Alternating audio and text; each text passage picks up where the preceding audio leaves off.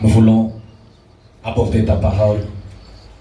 Nous voulons l'aborder, Seigneur, avec beaucoup plus de sérieux, car nos vies en dépendent. Accorde-nous tes faveurs, Seigneur, ce matin, et donne-nous la révélation de ta parole lorsque nous allons l'écouter. Convainc nos âmes de l'incrédulité. Nous chassons les démons ainsi que tous les esprits impies. Glorifie-toi à jamais. Tire la gloire de la réunion de ce matin. Que la colonne de feu puisse nous oindre. Au nom de Jésus-Christ. Amen. Amen. Si nous pouvons nous tenir debout, ouvrons nos Bibles dans notre écriture habituelle. 2 Pierre chapitre 1er.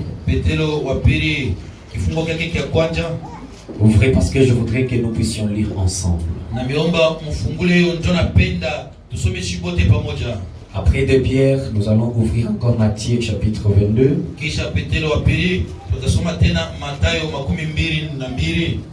Après, nous lirons Matthieu 25.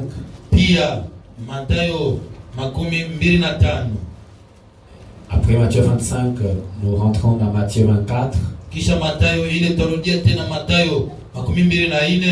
Et enfin, Daniel chapitre 12.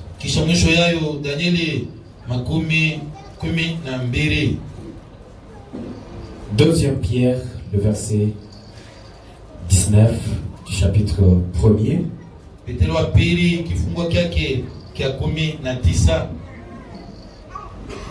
n'as pas trouvé?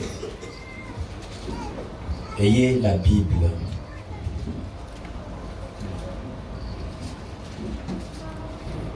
J'ai trouvé pour vous.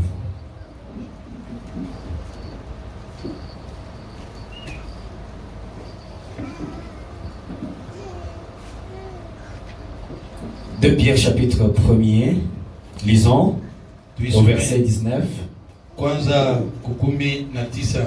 Et nous tenons, lisons, et nous tenons pour d'autant plus certaine la parole prophétique à laquelle vous faites bien de prêter attention, comme à une lampe qui brille dans un lieu obscur, jusqu'à ce que les jours viennent apparaître et que l'étoile du matin s'élève dans vos cœurs. Sachant tout d'abord vous-même qu'aucune prophétie de l'Écriture ne peut être un objet d'interprétation particulière, car ce n'est pas par une volonté d'homme qu'une prophétie a jamais été apportée, mais c'est poussé par le Saint-Esprit que les hommes ont parlé de la part de Dieu. Matthieu chapitre 22. Lisons depuis le premier verset.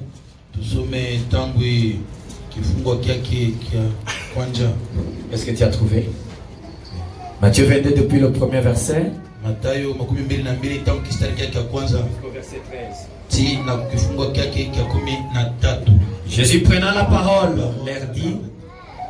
leur parla de nouveau en parabole et dit: le royaume des cieux est semblable à un roi qui fit des noces pour son fils. Il envoya ses serviteurs appeler ceux qui étaient invités aux noces, mais ils ne pouvaient pas venir. Il envoya encore d'autres serviteurs en disant: dites aux conviés, voici, je préparais mon festin, mes bœufs et mes bêtes grasses sont tués, tout est prêt, venez aux noces. Mais sans s'inquiéter de l'invitation, ils s'en allèrent, celui-ci à son champ, celui-là à son trafic, et les autres se saisirent des serviteurs, les outragèrent et les tuèrent. Le roi fit très irrité, fit périr ce meurtrier et brûla leur ville. Alors il dit à ses serviteurs: les noces sont prêtes. Mais les conviés n'en étaient pas dignes. Allez donc dans les carrefours et appelez aux noces tous ceux que vous trouverez.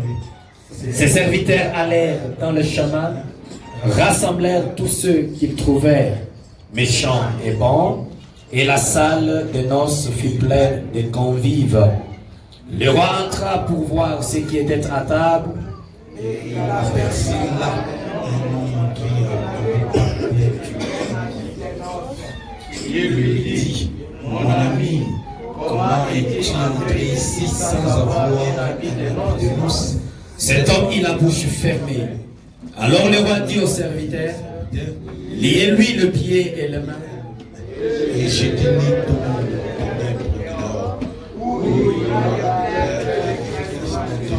Amen. Vous pouvez vous asseoir alors que nous ajoutons Matthieu 25. Le verset premier encore.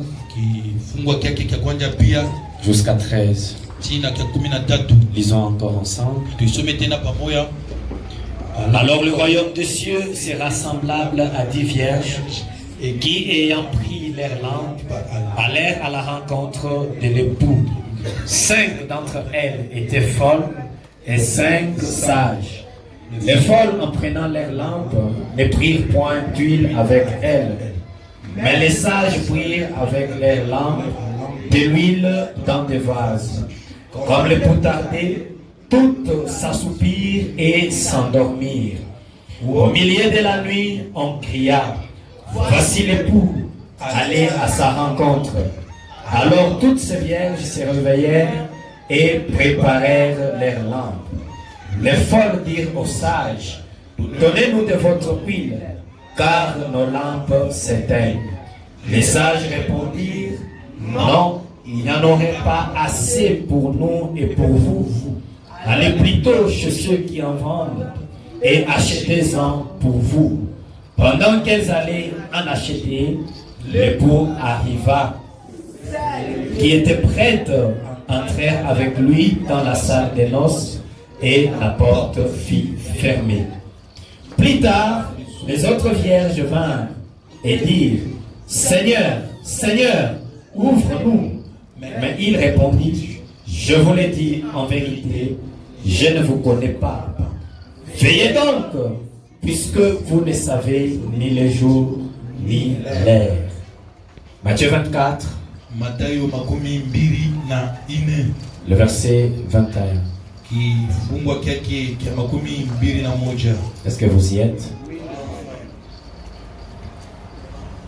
Car alors, lisons, la détresse sera si grande qu'il n'y en aurait point eu de pareil depuis le commencement du monde jusqu'à présent, et qu'il n'y en aura jamais. Nous pouvons prendre maintenant Daniel chapitre 12.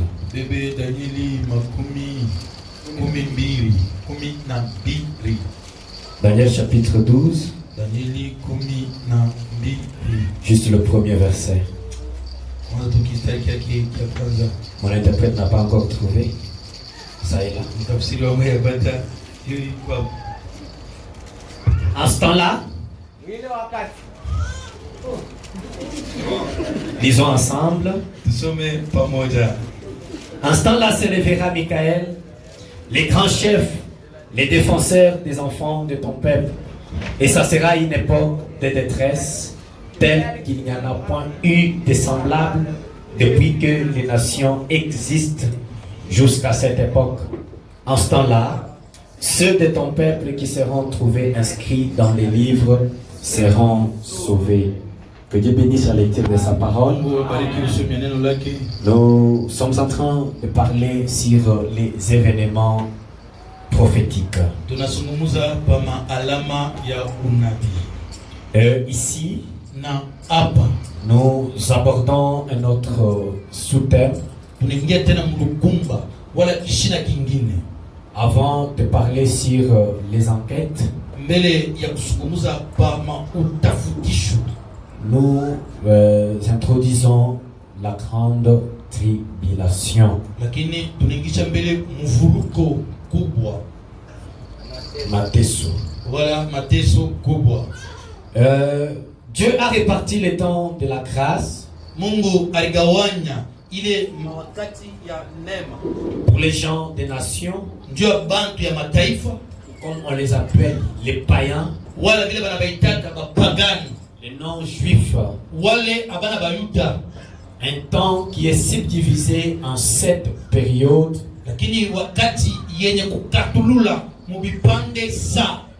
Ce que nous avons appelé les 7 âges de l'Église. Il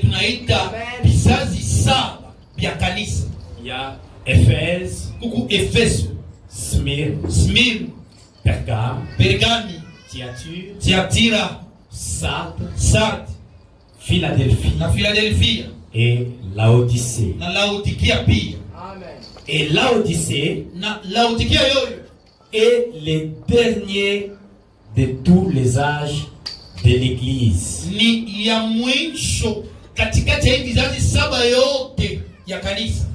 un enseignement, je voudrais écrire cela. Il y a Éphèse, Smyrne, pourquoi? Pergame.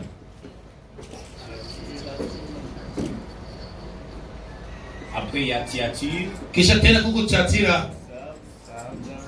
Sardes, Philadelphie, ainsi que Laodicée.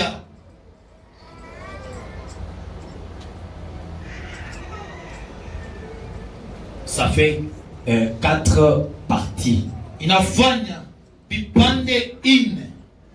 Laodicée est donc le dernier âge de tout le 7 âges de l'Église.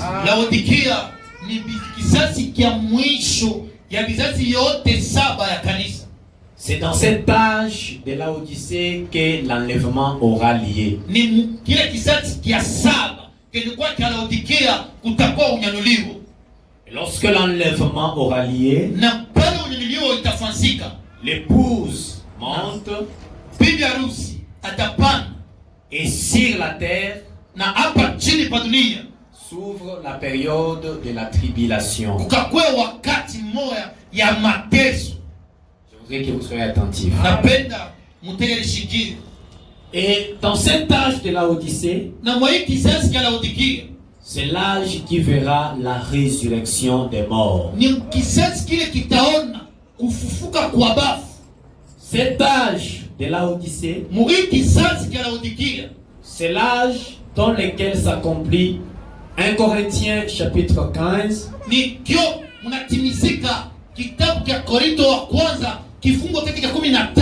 Quand Paul disait, voici, je vais vous dire un mystère. Nous ne mourrons pas tous, mais tous nous serons changés. Quand Paul a parlé dans son âge, tout le monde qui était dans l'âge de Paul est mort. Tous les autres des âges qui ont suivi sont morts. Mais cette parole de prophétie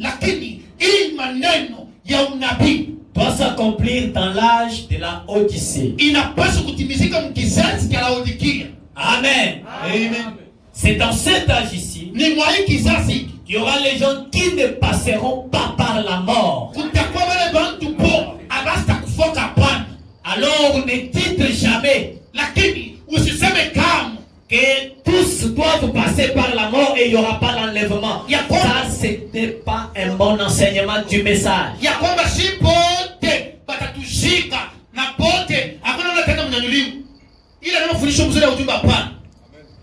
Fabana me dit, il y aura ceux-là qui vont mourir. Un jour nous apprendrons que tel est parti. Tel est parti. Tel est parti. Mais cela n'empêchera pas l'enlèvement. Est-ce que nous sommes ensemble?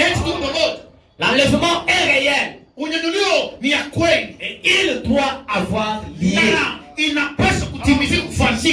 Et lorsque l'enlèvement a lieu, il y aura une période de 42 mois.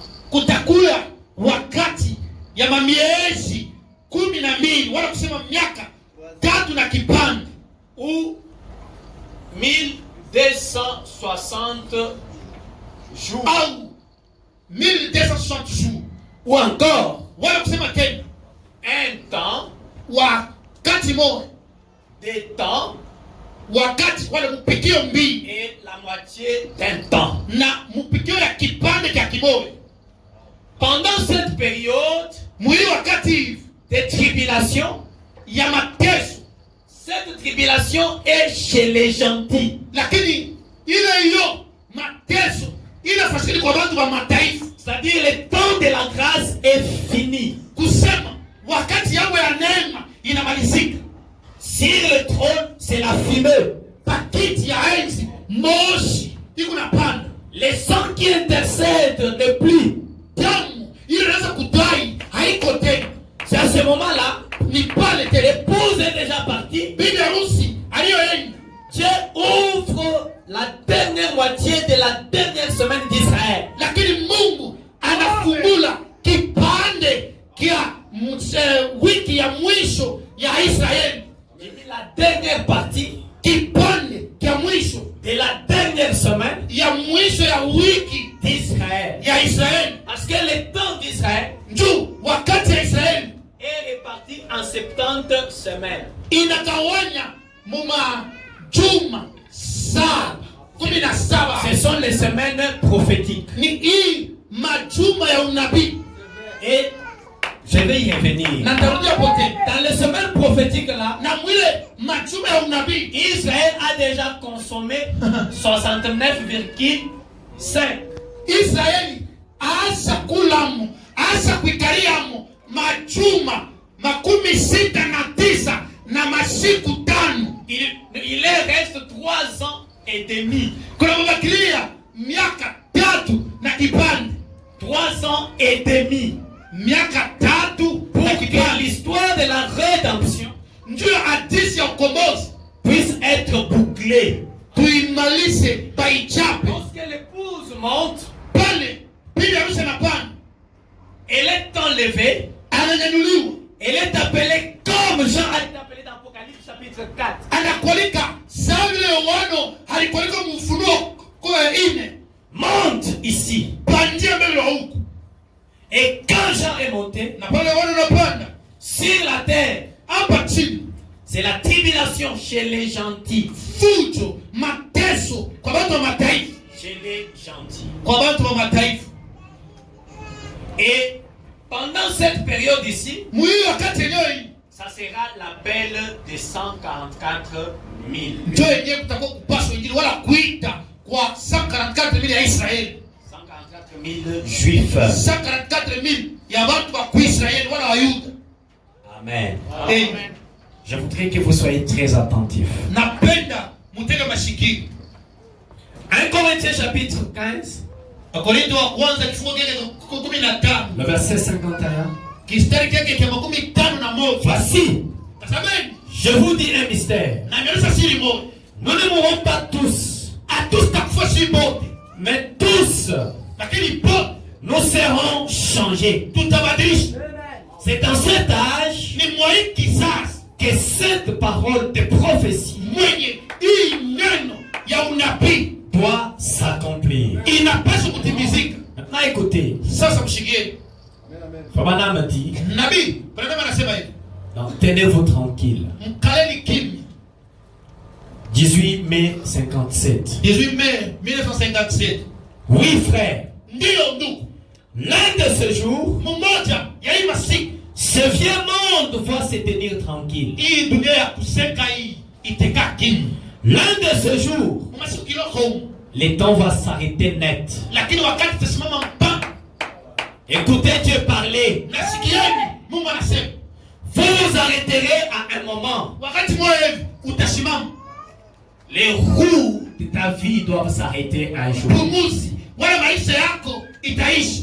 Oh, Ehe, direz-vous, utasema j'ai des enfants à élever. ai, mimi na watoto kukomesha, J'ai ceci à faire. lakini mimi na kazi fulani ya kufanya, J'ai la vaisselle. lakini maswali nisampishe, J'en ai un tas. lakini mimi na kazi akala kuiba.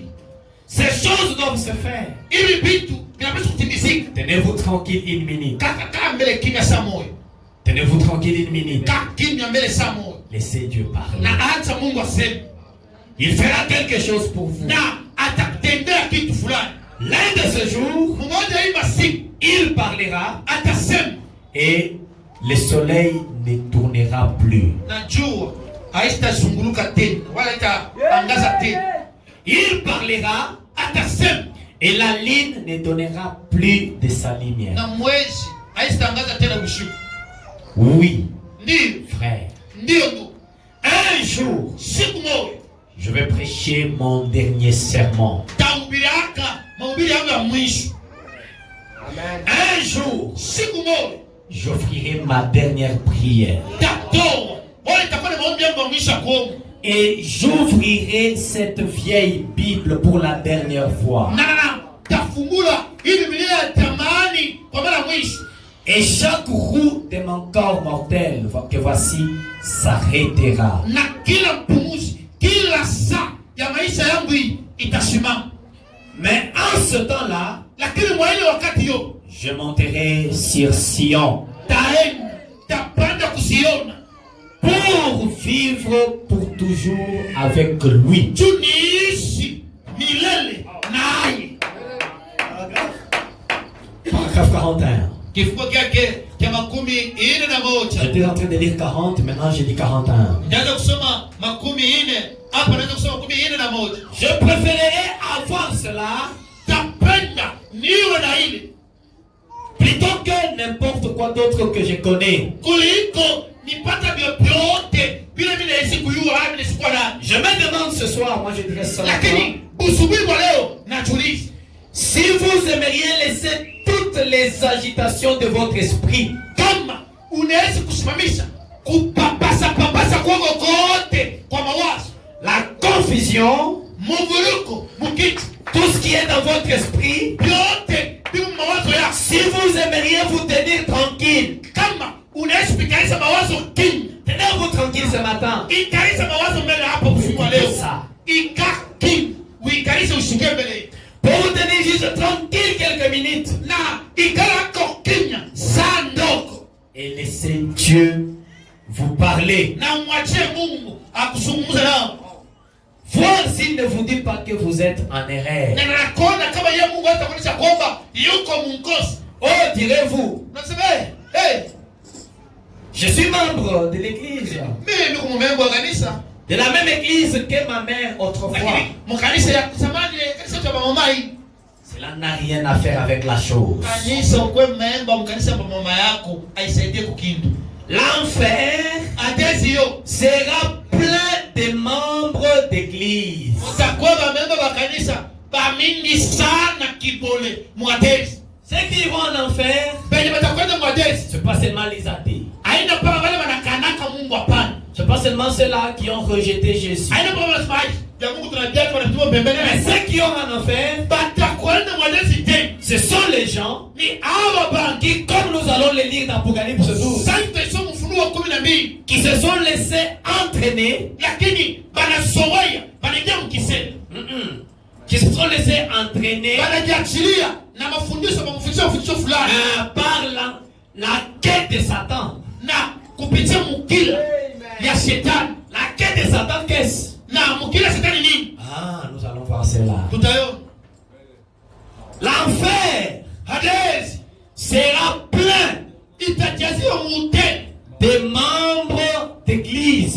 na bamemba ya kanisa. Vous pouvez continuer avec la lecture. Unaweza kuendelea na ile masomo. C'est pourquoi reprenons Daniel chapitre 12. Turudie tena Danieli 12.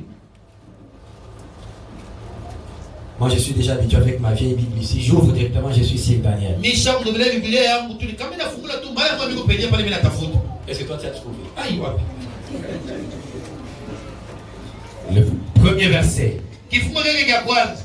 En ce temps-là, Mwile wakati s'élèvera Michael, Mikaeli atasimama, les grands chefs, shefu kubwa, les défenseurs des enfants de ton peuple. mtetezi wa watoto taifa ya. Et ce sera une époque de détresse. Itakuwa wakati ya mateso sana. Une époque de détresse.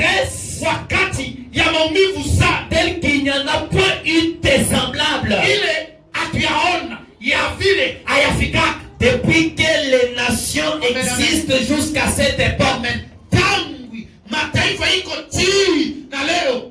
Lorsque l'épouse monte,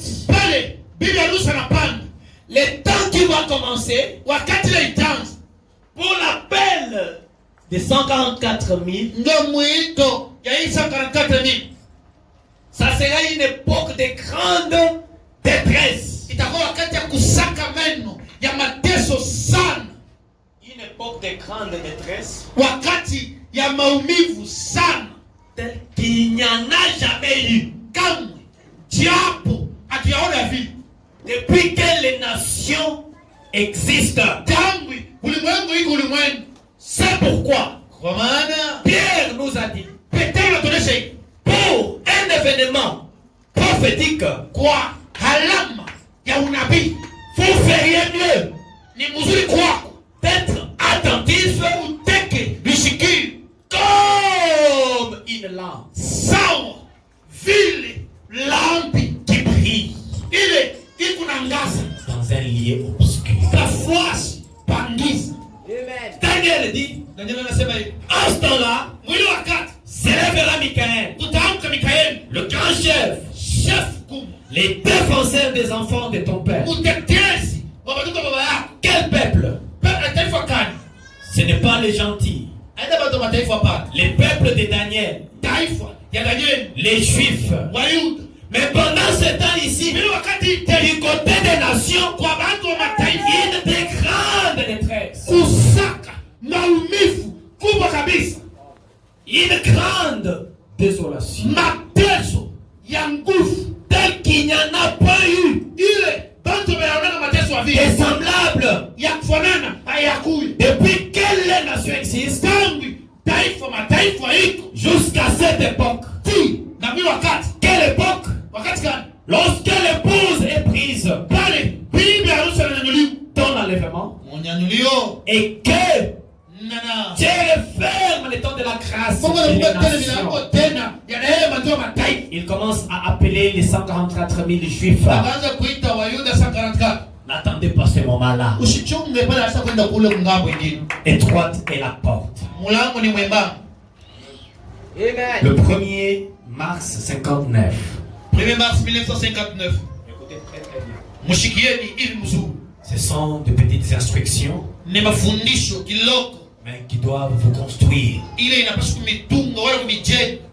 111e paragraphe. 111. Étroite est la porte, a dit Jésus, et resserrez le chemin. Et vous qui pensez que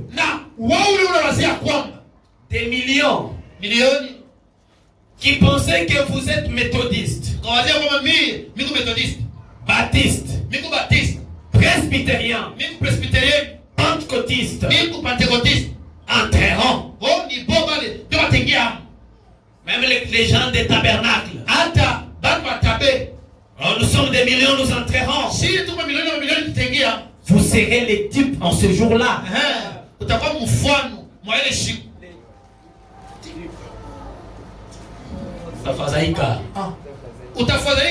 Ce jour-là.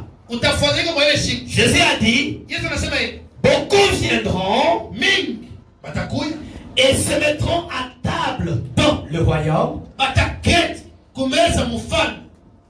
en disant, j'ai le droit d'être ici dans le royaume de Dieu. J'ai le droit d'être ici. Mais les enfants du royaume les jetteront dehors. Il y aura des pleurs, des gémissements et des grincements des dents. Le prophète dit, mieux vaut faire l'inventaire ce matin. Chrétien, mieux vaut faire l'inventaire ce matin. Il y aura des dizaines de millions, des milliards de chrétiens déclarés faisant preuve de loyauté qui manqueront la porte.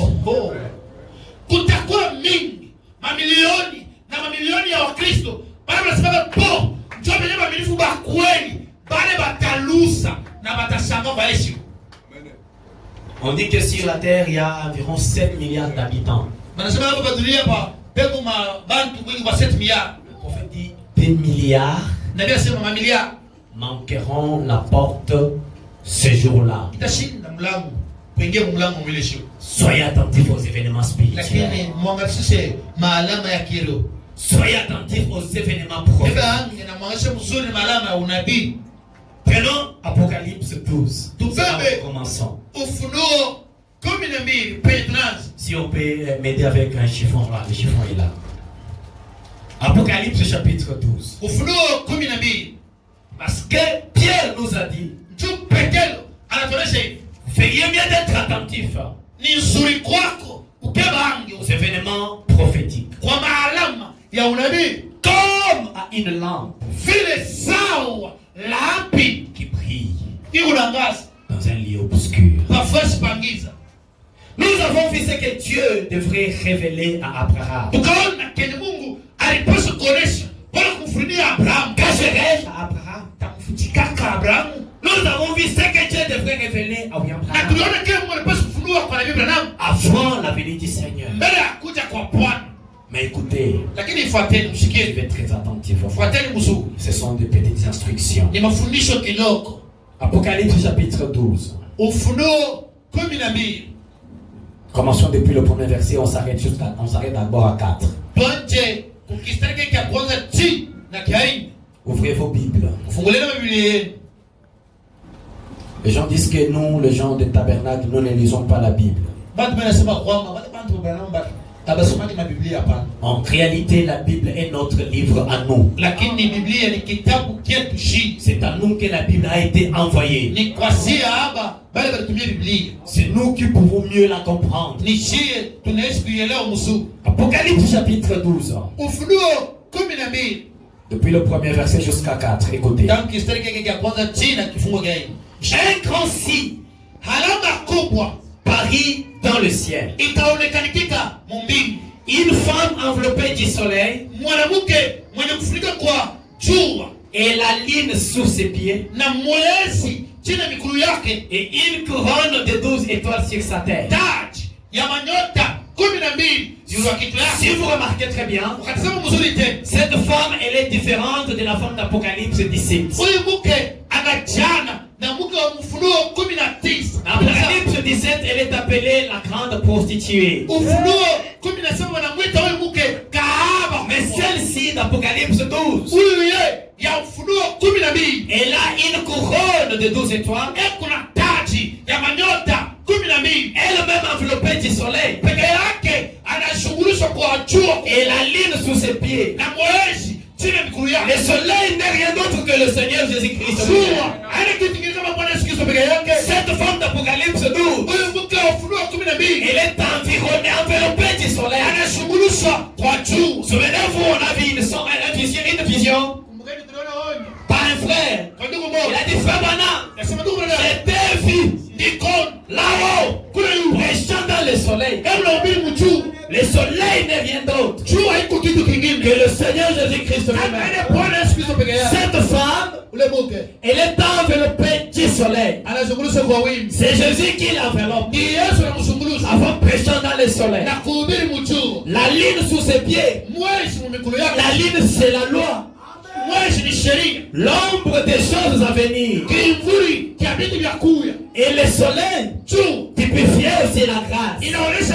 Quand le temps de la loi est passé, le soleil devrait venir. Parce que la lune ne peut pas briller au moment où le soleil est là. Quand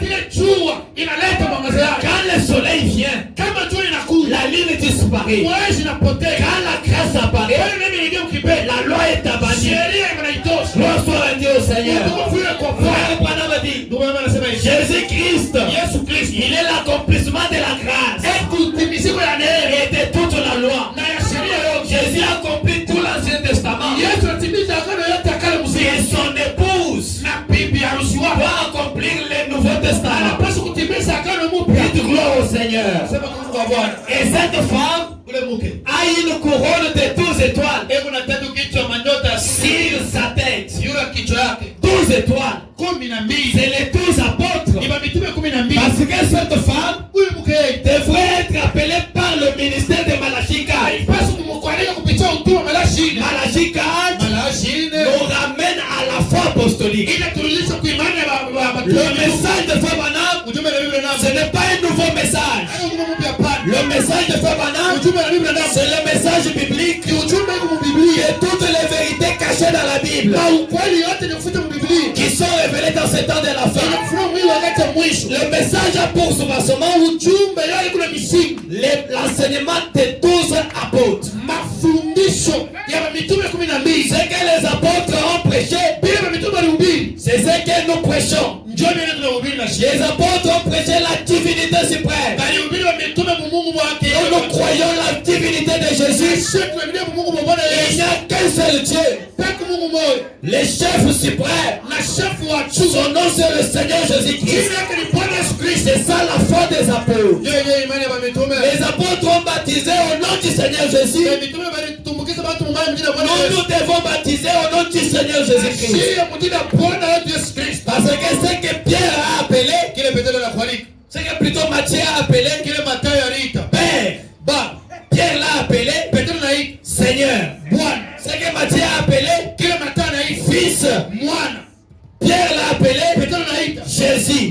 C'est que Matthieu a appelé Saint-Esprit. Pierre l'a appelé Christ. Père, Fils, Saint-Esprit. C'est le Seigneur Jésus-Christ. C'est ça l'enseignement des apôtres. Les apôtres n'ont pas adoré trois dieux. Nous n'adorons pas trois dieux. Les apôtres n'autorisent pas la femme d'enseigner. Parce que si vous êtes dans une église où une femme prêche et la femme et vous êtes sous la malédiction. Que le premier dise Amen.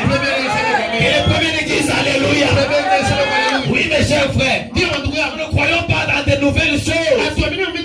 Une femme en jupe, elle monte du haut de la chair. Alléluia maman, alléluia. Et à un certain moment, la jupe tombe et les gens courent là-bas. Des choses comme ça, les apôtres n'ont pas autorisé. Nous de même, nous ne l'autorisons pas. Nous sommes donc cette femme d'Apocalypse 12. Elle était enceinte. Et elle criait. Étant au travail. Et dans les douleurs de l'enfantement. Un autre signe apparut dans le ciel. Et voici, c'était un grand dragon rouge ayant 7 têtes. Retenez les symboles. Parce que nous allons y revenir dans Apocalypse 13. Retenez les symboles. Elle avait 7 têtes et 10 cornes. Et sur ces têtes, 10 diadèmes. Cette écriture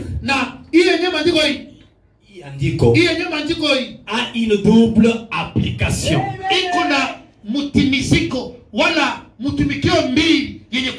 Première application, c'est accompli avec le Seigneur Jésus-Christ. Lors de sa naissance, le diable a inspiré Hérode d'attaquer et de tuer tous les enfants mâles à partir de 0 jusqu'à 2 ans. C'était au moment où le Seigneur Jésus-Christ était né. On a fui avec lui pour l'amener, le cacher en Égypte. Mais ça s'accomplit encore au moment où la pression doit commencer. Parce que cette femme, comme nous allons le voir, elle aura des ailes d'aigle. Au verset 4. Saké. Écoutez. Saké entraînait les tiers des étoiles du ciel. kizima kama nyota ya juu. Il a pris des tiers. Sema alikokota kipande kinene sana. Et Dieu lui-même est resté avec un tiers. Mungu anabakia akakipande kaloko. Pour mieux comprendre cette loi, Njoo kuelewa mzuri sheria. voyez, lorsque le Seigneur Jésus-Christ était à la croix, Toneni pale Bwana Yesu alikuwa msalaba. il y avait trois croix. Kwa kama misalaba tatu. Jésus était au milieu. Yesu alikuwa kwa msalaba pa katikati. D'un côté et de l'autre, il y avait le brigand. Kuingambo ingine ngifi, kwingine kumtongoza. Mais pour accomplir les symboles, Lakini njoo kutimiza mfano. Judas aussi est allé se pendre. Yudasi na yeye anasema nilikwambia kama mshingo Ce qui a fait 4 ile croix. inafanya misalaba 4. Mais lorsque Dieu a sauvé, Pale Mungu yeye anaokoa. Jésus a dit au brigand qui était à sa droite, Yesu anamuonesha tongozi ule alikuwa kuume yake. ce soir même, Magharibi ya leo hii. nous serons avec toi au paradis. Mimi na wewe tutakuwa paradiso. Mais Judas Yudasi yeye et l'autre brigand qui était à gauche de Jésus, na tongozi ule mwingine kwa kushoto ya Bwana ils ont Yesu. formé combien? Bwana anafanya bangapi? 2 sur 3. 2 patatu. Et Zaché Na mukila yake entraînait les tiers des étoiles. ikafuta ikakokota kipande kinene cha manyoka. C'est quoi la quête de Satan? Mukila shetani nini? C'est quoi la quête de Satan? Basi mukila shetani ni nini? C'est pas comme on vous dessine un diable noir. Aina bila anaonyesha shetani mweusi. En réalité, le diable il n'est pas noir. On ne connaît même pas sa couleur. Mkusema mzuri shetani ana dawa masi kuna mweusi kama waziaka. C'est un Akatoka homme njoo. beau. Shetani mrembo mzuri. On le dessine avec une queue. Bela muonesha yeye na mukila. Non, le diable n'a pas une queue comme vous le pensez là. Shetani ana mukila saa ya imbo ya mbushi ile mnaonaga pana. L'Apocalypse, c'est un livre de symboles. Ufunuo ni kitabu cha mfano. Dites Amen. Amen. Alors, celui qui devait révéler les symboles, Mwenye anapaswa kufunua kutosha peupe c'est mfano le prophète. ni nabii. Gloire soit rendue au Seigneur. Utukufu ile kwa Bwana Parce que nous avons reçu un prophète tunapokea nabii qui a révélé tous les symboles de la Bible. akaonesha mfano yote ndani ya Biblia. C'est quoi la quête de Satan? Mukila ya shetani nini kusema? Question et réponse sur les épreuves. Swali na jibu ya Ibrania. Prêché le 6 octobre 57, Et si octobre 1957 le paragraphe 624. kifungo kyake kya 624 J'ai lu au milieu pour gagner du temps. nasoma katikati ndio lishiponde Mungu. Et le dragon rouge Na huyu dragona mwekundu se tenait là, akasema pale afin de dévorer l'enfant aussitôt qu'il serait né. akule tu mtoto kama tunapima kusalikwa amkule. Et avec Zaché, Na mkile yake il a entraîné les tiers des étoiles du ciel na alivuta kipande kinene sana kama nyota ya anga et les a jetés sur la terre. na wamalaika kwa hapa chini hapa dunia. Avez-vous remarqué ça? Rone Or, ile sa ça ne veut pas dire que Satan a une longue queue ayonesi kama shetani yeye na mwingine mrefu avec laquelle il a attrapé les gens. mule anaanza kukokota nayo bantu. Mais il s'agit de fables. Lakini ni kimfano kitu fulani atisi. Non, non. Il m'a dit Siabo. Ni atisi. Donc, Ya. il s'agit de fables qu'il a racontées. Aha. Ni atisi aliteka njoo. Donc, le diable est allé devant les gens avec Mahadis. C'est Des un faux enseignements. analeta histoire, mafundisho ya C'est mbaya. avec ça Na narabii qu'il a entraîné une grande partie des étoiles. anakokota, anatongoza kipande kinene sana kama nyota. Maintenant, qui connaissait ça? Sasa nani aliyo ile mambo? Wewe. Qui savait ça? Nani aliyo ile? La quête de Satan, Mukila shetani. ce sont les fables que les prédicateurs racontent dans des églises. Ni maarishi njoo. Ile bakabahubiri wanatekaka makanisa. Ce sont des faux enseignements Mafundisho ya pombe. que les gens racontent dans des églises. Ile bantu banasemakana makanisa. C'est ce qui séduit les gens. Kinatongoza. C'est ça la quête de Satan. Yenye kwa mukila Applaudissons pour Malachika. Pigieni walashi ine mikono. Revenons dans l'Apocalypse. Turudie tena mfunuo.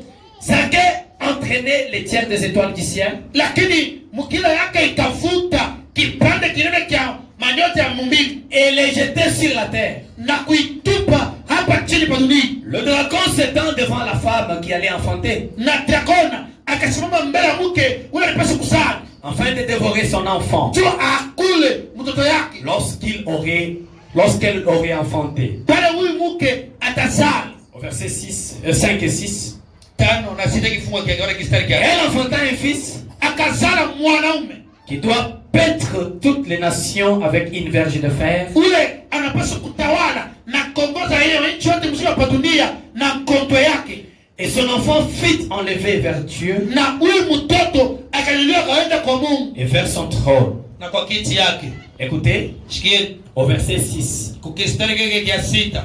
Et la femme s'enfuit dans les déserts Na huyu dada huyu mke kaenda mchana où elle avait un lieu préparé par Dieu mule alikuwa na force ile Mungu alimtayarishia afin qu'elle y soit nourrie mtu akule pendant wakati 1260 jours. kusema 1260 jours wala miaka tatu na kipande.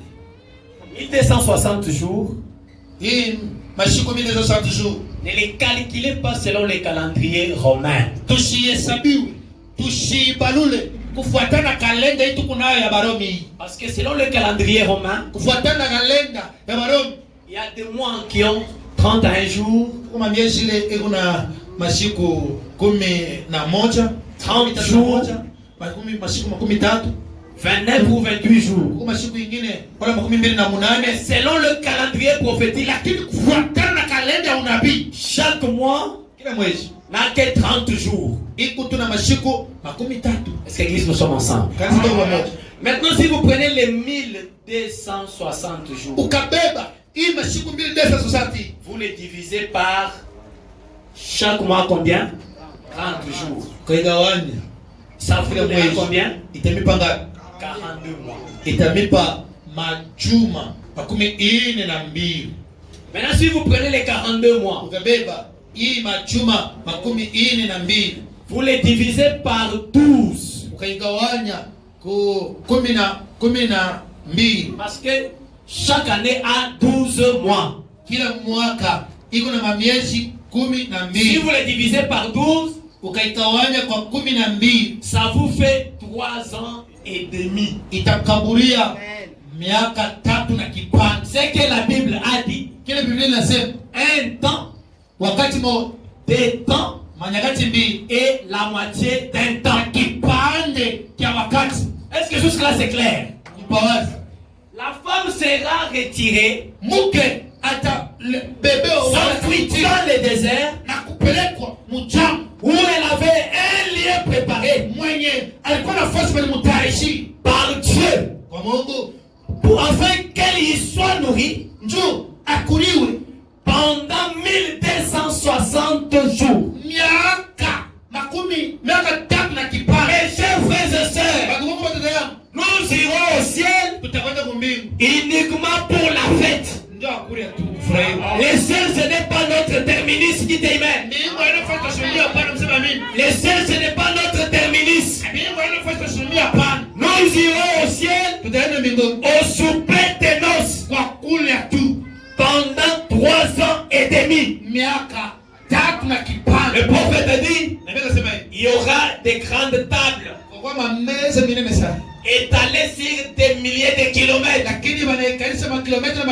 mingi. Et le roi viendra Na mfalme atakuja. pour essuyer nos larmes. Tutapanguza machozi yetu. Il ne faut pas essuyer les larmes Hata panguza machozi. et nous allons pleurer parce que sur la terre c'était difficile. Angalia hapa chini ni mateso tu mbele yenyewe. Non!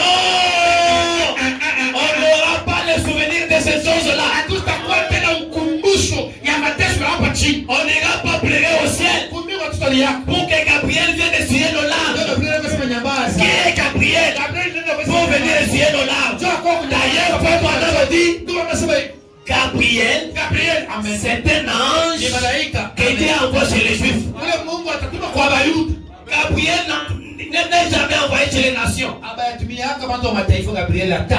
Et ce jour-là, Na ile siku les larmes qui vont nous couler, ile machozi tabamini. ce sont les larmes de joie. Itakuwa ni machozi ya furaha. Voir le roi face à face, Kuona mfalme uso kwa uso. s'asseoir avec Dieu face à face, Kana na Mungu uso kwa uso. ce sont les larmes de joie. Ndio machozi ya Ils vont nous couler.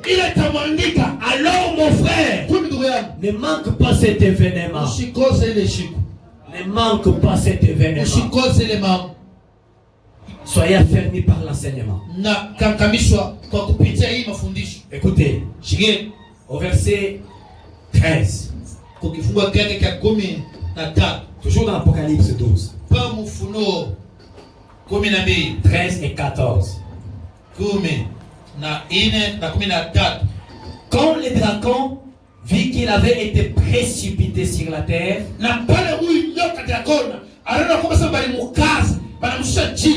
il poursuivit la femme qui avait enfanté l'enfant mâle.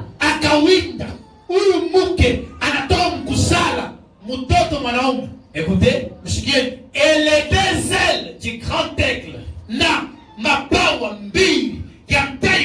furent données à la femme afin qu'elle s'envolât au désert vers son lieu où elle est nourrie un temps, des temps et la moitié d'un temps, loin de la face du serpent.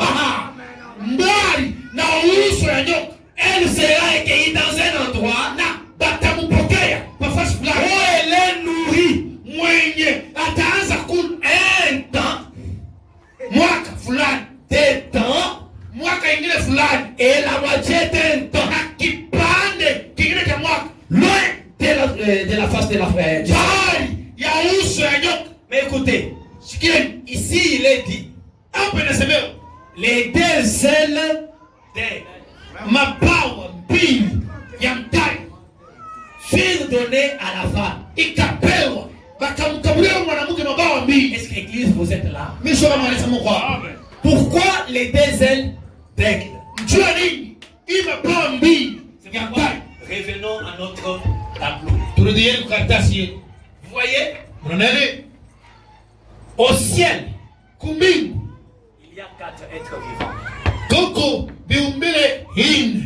Les 4 êtres vivants ont des faces.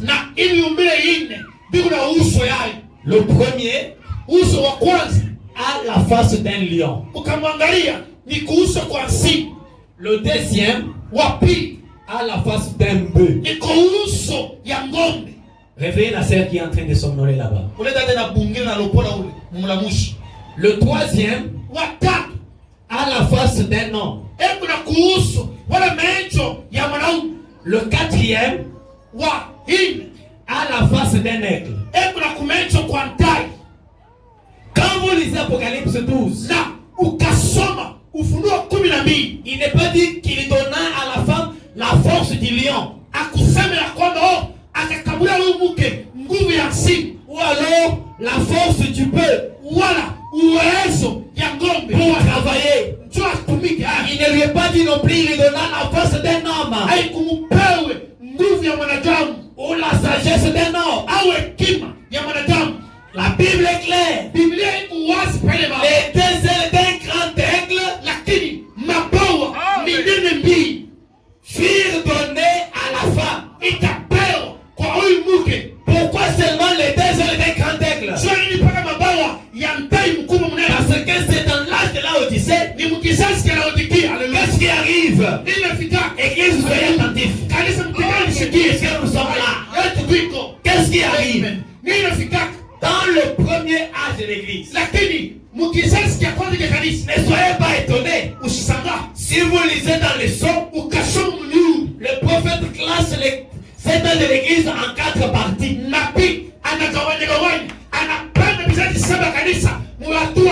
Ne soyez pas étonnés comme ça. La première partie comprend les 3 premiers âges. L'âge de Fès, l'âge de Smyrne et l'âge de Pergame. Dans ces âges-là, l'ennemi est sorti, monté sur un cheval blanc. Oh, un cheval c'était une puissance. Il s'introduit dans l'église Il commence par un faux enseignement. Et c'est quoi les faux enseignements? C'est ça la quête même du diable. Applaudissons pour le Seigneur. Quand il entre comme ça, dans le premier âge, l'ennemi vient d'une manière sournoise avec des faux enseignements, avec des credos, des dogmes, et ainsi de suite. Dieu regarde, il envoie aussi une puissance. Et quelle était la première puissance que Dieu avait envoyée? C'était les lions. Les lions de la tribu de Juda pour combattre tous les faux enseignements. C'est pourquoi, en ce temps-là, il y a eu des croyants débérés. Les gens sont venus se faisant passer pour des apôtres. Ils nous ont prêché, ils nous ont fait des choses, les Béréens les ont regardés, ils ont dit, mais ce que vous dites là, Paul ne nous a pas enseigné comme ça. Paul ne nous a pas enseigné comme ça. Ils les ont regardés en face. Vous aussi, je vous autorise, au nom du Seigneur, si un prédicateur monte derrière cette chaîne avec du feu, des fumées et toutes les histoires, à la fin, posez-lui la question, montre-nous cela dans la Bible, montre-nous cela dans le message. S'il ne vous présente pas cela, allez tout parler Indje. Parce que c'est la quête du diable qui vient pour vous entraîner. À cette époque-là, Dieu a envoyé la puissance du lion. Les lions de la tribu de Juda pour contrecarrer tous les faux enseignements. C'est pourquoi au nom du Seigneur, si j'ai le Saint-Esprit, les quatre êtres vivants sont à moi. L'esprit du lion est là. Il y a un temps où nous nous conduisons comme des agneaux. Mais pour défendre nos droits, nous devons rugir comme des lions. Oui, mes chers frères, ce message, c'est notre héritage. Nous n'allons pas laisser n'importe quoi venir sur le message. Un prédicateur rétrograde, prostitué, qui joue avec les femmes, venir manipuler la parole. Un prédicateur divorcé, venir prêcher la parole. Sa place n'est pas ici.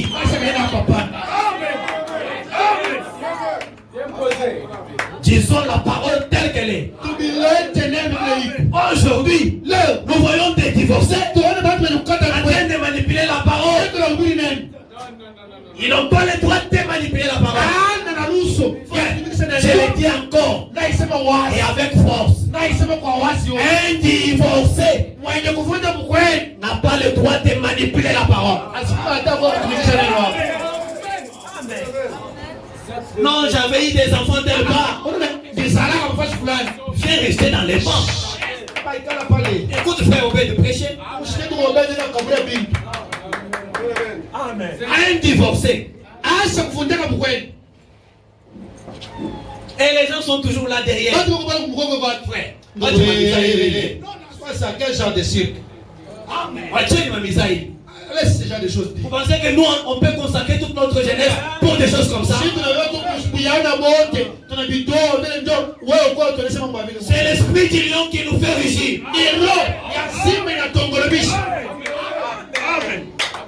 Si tu te fâches, prends la corde, va te pendre. Et dans le deuxième saut, l'antichrist monte maintenant sur un cheval roux. Ce qui était des œuvres au commencement, ça devient une contrainte.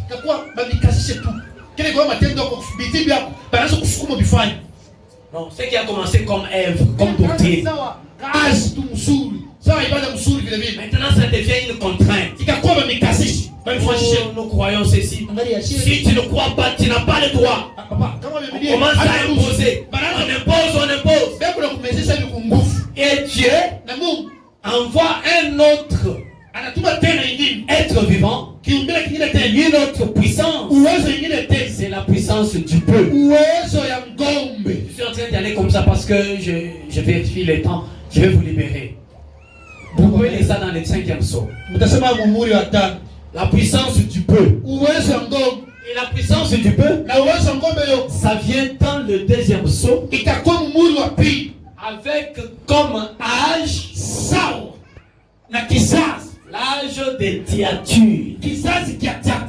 Et dans cet âge, le bœuf, c'est un animal de sacrifice. Un animal de la peur. Là que je lise quand même quelque chose. Est-ce que l'église, nous sommes ensemble? Est-ce que ça ne passe pas dessus la tête? Je peux faire que ça puisse entrer. C'est du côté gauche vers la 5e côte là-bas. Que ça entre très bien là-bas. Que je lise dans le 5e psaume. Vous pouvez lire à partir de paragraphe 100. Mais bon, moi je prends ce qui est. Parce que je surveille les temps ici. Il faut que nous avons un service de baptême cet après-midi ici.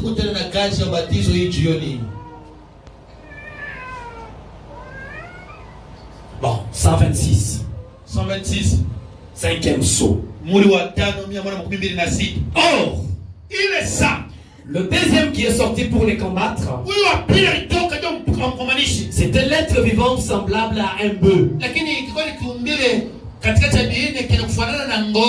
Le bœuf, ça représente le labeur.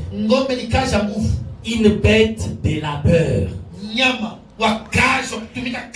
Et maintenant, si vous voulez, on va s'arrêter un instant. Je vais bien assurer que vous le voyez là. Maintenant, voilà quelque chose qui pourrait ne pas être tout à fait clair pour vous. Mais prenons Thyatire. Ici, regardez bien. Et voyez si ce n'est pas là une église qui travaille dur. Voyez-vous? Écrit à l'ange de l'église de Thyatire. Voici ce que dit le Fils de Dieu. Dont les yeux sont comme des flammes de feu. Et dont les pieds sont semblables à des reins ardents.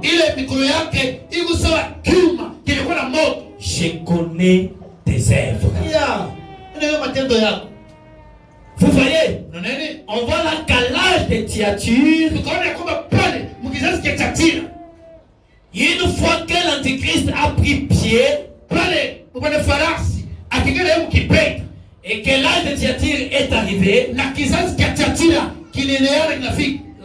la petite église ne pouvait faire rien d'autre que travailler dur. C'est tout. Et autre chose, le bœuf, c'est aussi une bête de sacrifice. Voyez, ils nous ont donné leur vie.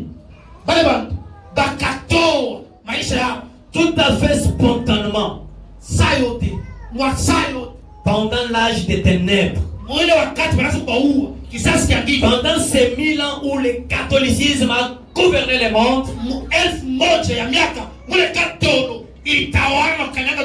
il s'avançait sans hésiter. Que ce soit oui ou que ce soit non, il ne craignait pas la mort. Si c'était la mort, d'accord, ils donnaient leur vie. Peu importe. Pourquoi? L'esprit même de cet âge-là.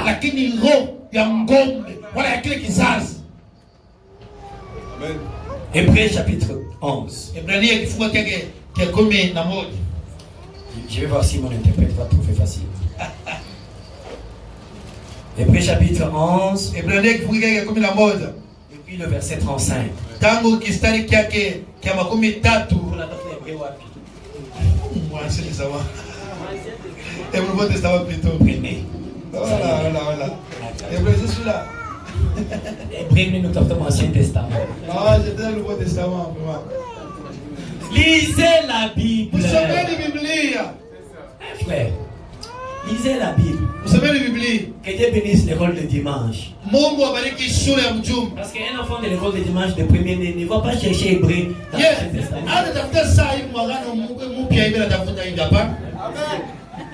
Le verset 35. Très bien, nous sommes dans notre église. Amen. Des femmes recouvrèrent leur mort par la résurrection. Ok. Baramuke bakaanza kupokea bafu yao kupitia ufufuko yao. Donc, akaanza kuvumbula kwamba il est ressuscité. Akaanza kuvumbula kwamba sema alikufa para nafufuka. Voilà. Dans cet âge-là. Mugere kizazi. Écoutez très très bien. Mshikeni mzuri. Des femmes recouvrèrent leur mort par la résurrection. Akavumbula kwamba alikufa para nafufuka. D'autres furent livrés au tourment. Bengine bana bato mateso moya. On peut vous prendre comme ça. On ouvre la reine des lions. Bakafungula nshimu. Wana kanyumba kabanzimu. On lâche les lions. Bana achilia banzimu. Vous êtes là, on vous dit regardez. Il faut être déchiré par les lions. Et vous êtes là, vous regardez. Les lions les déchirent. Et après, on retourne vers vous. Voulez-vous continuer à accepter, continuer dans votre foi là, mon cher? Ils disent oui, nous acceptons. Mais est-ce que vous n'avez pas vu l'autre mourir? Je vais être aussi les suivants. On prend une femme, on met du bitume dans les cheveux, on allume le feu. Le feu commence à briller, à briller. Elle commence à mourir à petit feu. Les autres sont là tout autour. Et Simon Konaona a monnaie. Oui, nous voyons. Qu'est-ce que vous dites? Nous n'allons pas renier la foi. On prend une femme, elle est enceinte, on déchire la grossesse. On prend les fœtus, on jette au pourceau. Ils sont là. On prend les autres, on peut les scier. On coupe petit à petit. Ils ne craignaient pas. Ils avançaient comme ça. Ils avançaient comme ça. Ils avançaient comme ça. C'était l'onction du peu que Dieu avait fait descendre à cette époque. Je relis l'écriture. Je suis au verset 36. D'autres subirent des moqueries. Des moqueries. Et les fouets. Et les chaînes. Et la prison. Ils furent lapidés. Sciés. Torturés. Comme il faut. Ils mourirent tués par l'épée. Ils allèrent ça et là, vêtus de peau de brebis, de chèvres, mangoshi ya bambusi na bankondo, dénués de tout, lakini barabatosa bloc, persécutés, mateso kwa maltraités, pika tulilo poachini, et dont le monde n'était pas digne. Lakini bila diskustahili hata ulimwengu. Wale ulimwengu haikuwa inastahili juu yapo. Le monde dunia haikustahili. Et dont le monde n'était pas digne. Dunia haikustahili tena. Donc, il trouvait que ce monde, ce n'est pas chez nous. Il n'était pas comme les croyants d'aujourd'hui. Au lieu de venir à l'église, et ils vont travailler. Le monde est digne pour vous. Frère, ne vous absentez pas à l'église. Vous allez tomber dans le péché. Vous savez, lorsque David a eu à commettre adultère avec la femme de Uri, c'est lorsque les autres sont partis à la guerre, David est resté chez lui. Et puis, comme sa maison était sur la montagne, il pouvait voir tout ce qui est dans la vallée. Et il a regardé. Répète très bien. Il a regardé. Il a vu la femme de Uri en train de se laver. Il a convoité. Finalement, il est tombé. Tout ça pourquoi? Les autres sont à la guerre. Lui, il est resté. Frère Branham dit, ne vous absentez pas à l'église. Amen. Vous pouvez vous absenter du travail, mais ne vous absentez pas de l'église. Et tout le monde n'était pas digne. Et rentre dans le désert, et les montagnes, dans les cavernes, et les autres entrent de la terre. Écoutez le prophète. Dans le message qu'y a-t-il dans ta main? Paragraphe 51, c'est un message prêché le 20 novembre 55.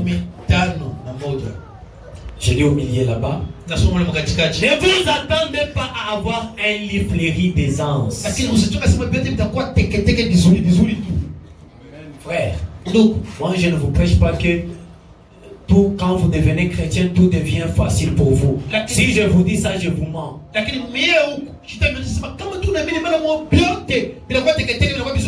Non. Non. Est-ce que vous m'avez très bien compris? Je ne vous dirai jamais que quand vous devenez chrétien, tout devient facile et simple pour vous. C'est faux. Quand vous devenez chrétien, c'est là que les combats commencent. Vous portez votre uniforme et vous allez à la guerre. Le prophète dit, ne vous attendez pas à avoir un lit fleuri d'aisance. Si tout le monde disait du bien de moi,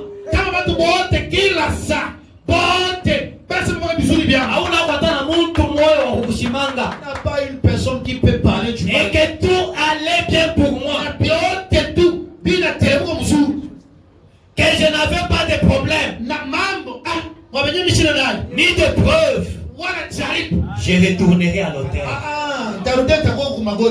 Et je dirai, Seigneur, qu'y a-t-il donc? Pourquoi je n'ai pas de preuves? Comment tout le monde commence à parler du bien de moi? Comment tout ce que je fais, ça avance? À ce moment-là, j'irai à l'autel. Cette parole est dure. Est-ce que le premier ne dit Amen? Il dit, Seigneur, qu'y a-t-il donc? Il y a quelque chose qui ne va pas. Car tous ceux qui vivent pieusement en Jésus-Christ seront persécutés. C'est la Bible. C'est ce que Jésus a dit. Il ne peut pas faillir. Ces paroles sont la vérité. Tous, pas juste quelques-uns. Tous ceux qui vivent pieusement en Jésus-Christ. Alors dans cette période, Dieu a envoyé l'esprit de peu. C'était l'onction que Dieu avait fait descendre dans l'âge de Thyatire. Ils se sont donnés à la mort.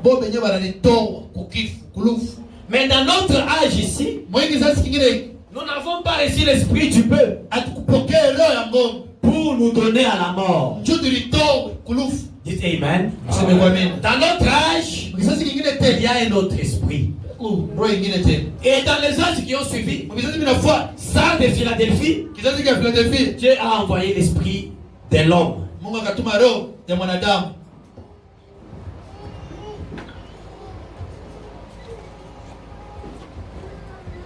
Dieu a envoyé l'esprit de l'homme.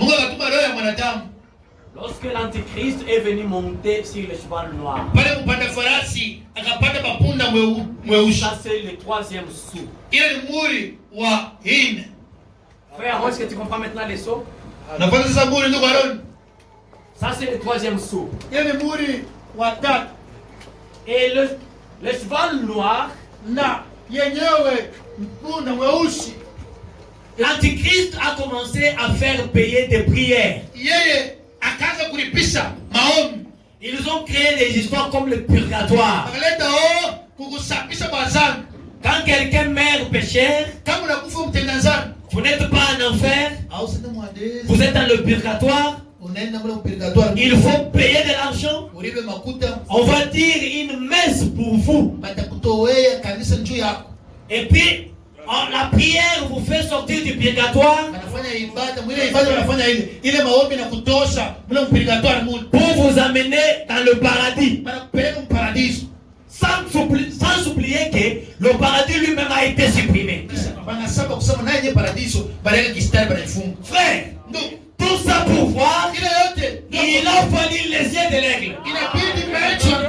Parce que lui, il est l'étranger qui devrait récolter les herbes oubliées dans les champs.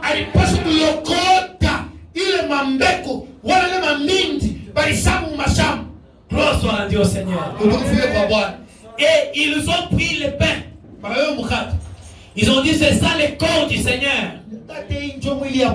Vous venez à l'église, vous tendez la langue, on vous donne une petite pastille.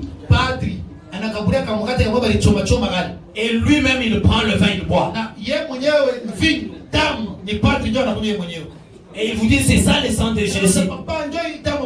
Alors dans cet âge-là, Dieu a envoyé l'esprit de sagesse. L'homme a regardé, étant sage, il a dit non. Quand quelqu'un meurt péché, il ira en enfer. Quand il meurt juste, Dieu le recueille. Ce que vous appelez le pain, que c'est ça le corps de Jésus, ce n'est pas son corps. Ça représente le corps. Alors il a quitté. C'était l'esprit que Dieu avait fait descendre. C'était dans le troisième sceau. Et dans le quatrième sceau, l'Antichrist est maintenant sur un cheval pâle. Il n'a pas une couleur identique.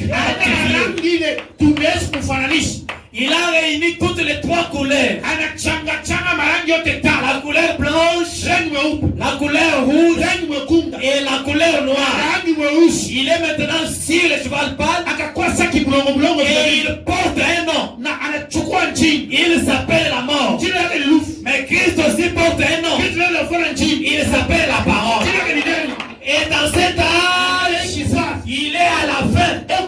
Et c'est le quatrième sceau. C'est pourquoi quand vous lisez maintenant, il vous dit que l'église est partie. L'église est enlevée dans le quatrième sceau. Parce que c'est la fin des âges. C'est la fin des âges. C'est la fin de la Odyssée. L'église est partie. Et qu'est-ce qui arrive? Lorsque cet antichrist est sur le cheval pâle, Dieu envoie la puissance d'aigle. C'est pourquoi dans Apocalypse 12, relisons-les. Au verset 14, 13 et 14.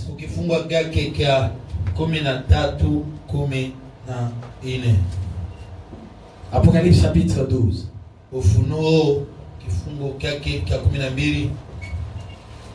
13 et 14. Écoutez. Fuateni. Quand le dragon vit qu'il avait été précipité sur la terre, il poursuivit la femme qui avait enfanté le fils. Et les deux ailes du grand aigle, quand est-ce que les deux ailes du grand aigle sont données à la femme? Ce n'est pas dans l'âge du lion, ce n'est pas dans l'âge du bœuf, ce n'est pas dans l'âge de l'eau, c'est dans l'âge de l'aigle. C'est pourquoi cette femme reçoit les deux ailes d'aigle. Un bon matin, quand cette vie est finie, j'ai m'envolerai. Mais comment est-ce que tu vas t'envoler si tu n'as pas réussi les deux ailes d'aigle? Et les deux ailes d'aigle n'ont pas été données dans l'âge de Paul. Quand Paul disait, je vais vous dire un mystère, nous ne mourrons pas tous. Il prophétisait la fin des âges. Cette écriture trouve son accomplissement à l'âge où l'aigle fait son apparition. C'est pourquoi dans Malachie 4, il nous a dit, nous pouvons lire cela. J'aime très bien la Bible. Oh là là. Il est 12h17 minutes. Est-ce que je peux continuer? Est-ce que je peux continuer? Je ne savais pas que l'État était déjà parti. Là, j'ai commencé en retard. Malachie chapitre 4. Écoutez, depuis le premier verset. Car voici, les jours viennent, ardent comme une fournaise, pour les ôter tous les méchants seront comme du chaud. Les jours qui viennent les embrasera. Dit l'Éternel des armées. Il ne les laissera ni la cire ni la mort. Et pour vous qui craignez mon nom, se lèvera le soleil de la justice. Comment sera ce soleil? Et la guérison sera sous ses ailes. Quel est donc ce soleil qui a les ailes comme les aigles? Et quand nous regardons, nous ne voyons pas le soleil. Nous voyons un oiseau grand, un aigle, un prophète qui vient avec la guérison sur ses ailes. Maintenant, vous qui êtes connectés à ce ministère, l'ange lui a dit, si tu es sincère et que tu amènes les gens à te croire, même pas le cancer ne résistera à ta prière. Maintenant ce matin, comme tu es connecté à l'onction de l'aigle, si tu es malade, je déclare ta guérison au nom du Seigneur Jésus. Quelle que soit la maladie, je cite le sida, le diabète, la gastrite, les avortements. Je condamne tout cela au nom du Seigneur Jésus-Christ. L'aigle, on ne lui fait pas du mal. Quand le dragon va s'élever pour commencer à attaquer la femme, je dis bien quand le dragon va s'élever pour former l'image de la bête, on commencera à fermer nos églises. On va fermer les églises. Mais on ne fermera pas nos cœurs. Parce que la parole est inscrite sur la table de nos cœurs. Et à cette époque-là, nous n'allons pas partir. Nous voici, tuez-nous. Quand ils viendront et ils commenceront à exercer la pression, nous aurons la puissance, l'onction de l'aigle. Nous allons nous envoler. Ils vont nous chercher. Ils ne nous verront pas. Ils ne nous verront pas. Nous serons enlevés. Dites Amen.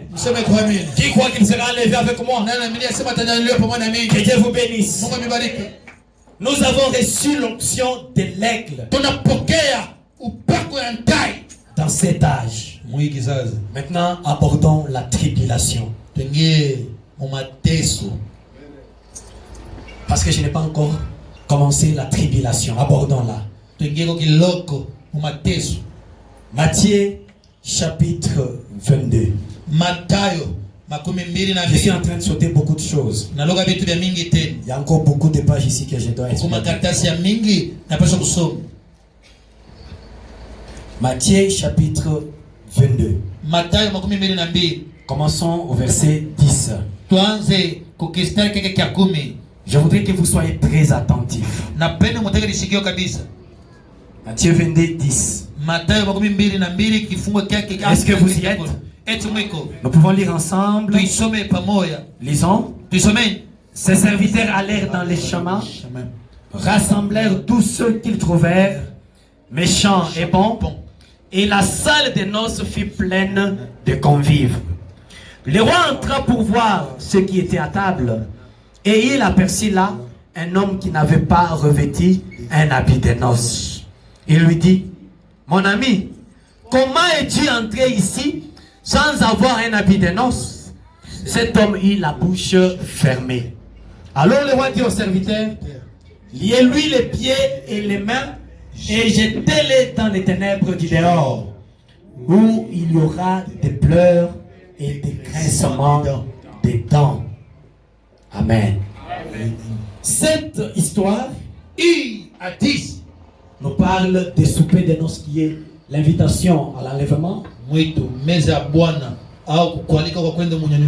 puis la grande tribulation, là où il y aura des pleurs et des grincements des dents. Juste dans quelques minutes, je vais insérer quelque chose et puis je vais vous libérer. Dans le message, un souper de noces. Un souper de noces. Un souper de noces. Voilà.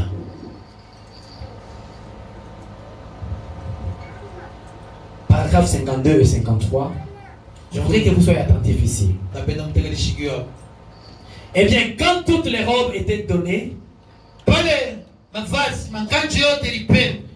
et que les gens étaient venus, tout homme qui passait par la porte recevait une robe. Or, la Bible dit, Jésus-Christ, il est la porte. Jésus donnait la robe. Quand vous passez par lui. Mais comme lui, il est la porte, il donne la robe, c'est pas lui qui doit vous habiller. Est-ce que nous sommes ensemble? Est-ce que vous êtes prêts pour croire le message? Écoutez, l'histoire continue. La Bible dit que le souper était préparé et que tous les infirmes, les boiteux, et les aveugles sont venus et ils étaient prêts. Ils ont reçu une robe et ils sont entrés. Et quelques temps après que la table était dressée, le roi est apparu lui-même. Les femmes, à sa grande surprise, il y avait là un homme qui n'était pas vêtu de robe. Vous vous demandez qui il était? Était-il un presbytérien? Était-il un pentecôtiste? Voyez-vous, il n'était pas vêtu de robe. Il était simplement simplement habillé de son costume ordinaire de la rue. Eh bien, Jésus ne l'a point appelé un démon. Il a dit, mon ami. Comment es-tu entré ici? Comment es-tu entré? Papa, une chose est certaine, c'est qu'il n'est pas entré par la porte. S'il était entré par la porte, il aurait reçu une robe. Il est entré par escalade. Par fenêtre. Voilà. C'est là que Tobana m'a dit dans une autre citation. Il est entré par escalade. Par une autre voie. Il est entré par son église. Maintenant, aussi si que je me tiens ici, il y aura cette sorte de gens là-bas.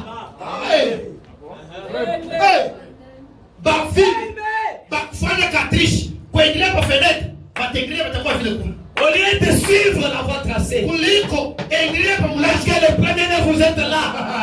Au lieu de suivre la voie tracée, or lui cherchait à entrer par l'église. Jésus est le chemin. Est-ce que nous sommes ensemble? Tout le monde. Mais il a ses serviteurs.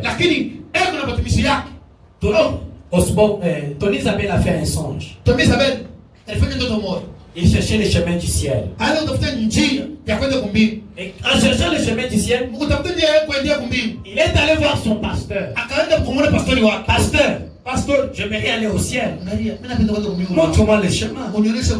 Son pasteur lui a dit, pour ce qui est du chemin, je ne connais pas.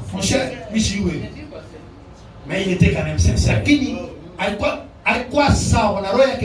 Ne suivez pas n'importe quel pasteur. Dites Amen. Et il continue. Il voit un prêtre habillé à leur manière. Est-ce que tu peux me montrer le chemin du ciel? Il dit, je ne connais pas. Il voit un autre. Et voilà. Je cherche le chemin du ciel. Est-ce que vous pouvez me montrer? Il dit non, je ne connais pas. Mais regarde un peu sur la colline. Tu vois ces bouts d'or qui ressemblent à tout.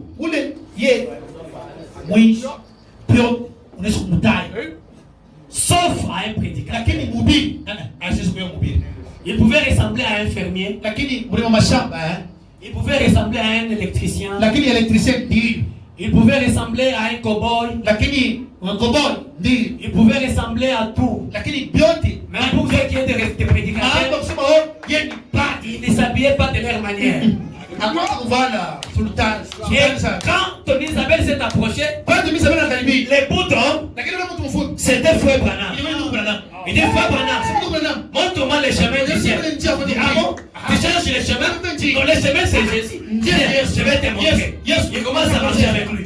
Il commence à marcher avec lui.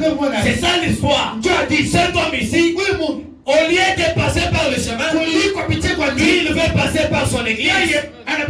Il veut sauter par la dénomination, entrant par la fenêtre. Parce que s'il veut suivre la voie, il veut croiser Frère Branham. En croisant Frère Branham va lui donner la robe que Dieu lui a donnée. C'est ce que cet homme n'a pas voulu. Je lis un peu Frère Branham. Vous pouvez continuer avec la citation. Dans l'état actuel de mon ministère, paragraphe 121, il dit ceci. Voilà. Il dit, je mets ma confiance en lui 15 jours. Je ne sais pas quand. Il couronnera mon ministère. Je suis resté le plus fidèle possible. Je ne sais pas ce que ce sera. Je ne sais pas quand ce sera. Et dès qu'il sera prêt, je le serai aussi. Il n'y a aucune crainte. J'espère qu'il couronnera mon ministère comme ceci. en me laissant prendre les vêtements de la parole et revêtir son épouse. Maintenant cet homme qui était appelé mon ami, lui, au lieu de passer par la voie pour lui, avant de recevoir la robe, lui, il veut passer par son église. C'est la raison pour laquelle ils vont passer par la tribulation. Parce qu'ils ne veulent pas recevoir la robe. Que le Seigneur vous bénisse. Il est 12h30, je dois arrêter. 12h30. Je dois arrêter. Veuillez vous tenir debout. Il y a un enfer à éviter. Et il y a un ciel à gagner. La parole que nous vous présentons, mes chers amis, elle doit attirer votre attention comme une lampe qui brille dans un lieu obscur. Quant aux événements prophétiques, ne vous laissez pas distraire. La Bible est réelle. Ce que Dieu a dit dans la Bible, ça doit s'accomplir. Voulez-vous être de quel côté ce matin? Vous choisissez quel côté? Il y avait 10 vierges. Ce sont des églises sanctifiées. Mais 5 seulement avaient de l'huile dans leurs lampes. Et elles veillaient en train d'attendre l'arrivée de l'époux. Mais toi ce matin, tu es de quel côté? Parce que quand l'épouse va être prise dans l'enlèvement, frère Daniel nous a dit, ça sera un temps de détresse comme il n'y en a jamais eu et comme il n'y en aura jamais. Il y aura des choses qui vont arriver. La Bible dit un oiseau qui aura de très longues ailes. Ça sera des choses à faire trembler les gens. Les gens chercheront à se repentir. Mais la repentance ne sera plus acceptée. Le temps c'est maintenant. L'occasion c'est maintenant. Le moment c'est maintenant. Avec tous ces événements qui arrivent, tous ces événements qui arrivent, ça ne devait pas laisser l'église dans la distraction. Qu'est-ce que ça ne vous laisse pas dans la distraction? Pose-toi la question dans ton cœur. Qu'est-ce que tu aimes de plus? Dieu ou tes affaires? Est-ce que ta foi est en train d'avancer? Ou alors elle est en train de reculer? Lorsque Daniel a lu ces choses, il s'est mis à la prière, à chercher la présence du Seigneur. Mais toi mon frère, qu'est-ce que vous faites de ce message? Avec nos têtes inclinées, on nous joue un cantique. Nous allons nous avancer dans la prière. Prenons la position correcte.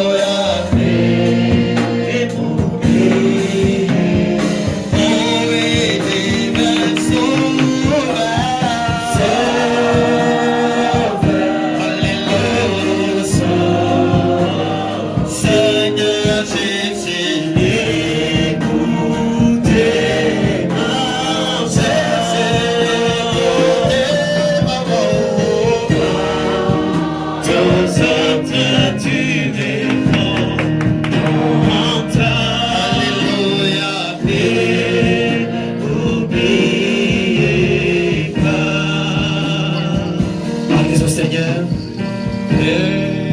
Laisse-moi prêter ton Consacrez votre cœur.